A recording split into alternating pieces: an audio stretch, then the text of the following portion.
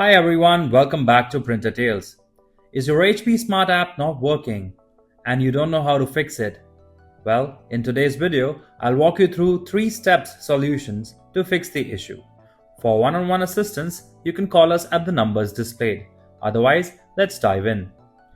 Before we start this step, we request you to join our YouTube channel and support us.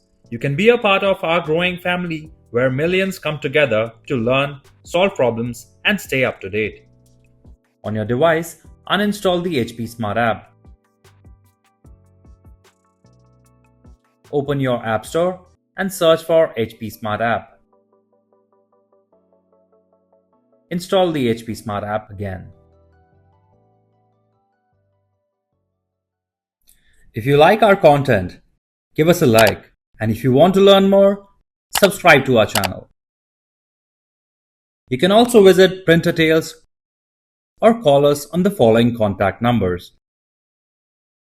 If you think we haven't covered your printer yet, you can let us know in the comments section.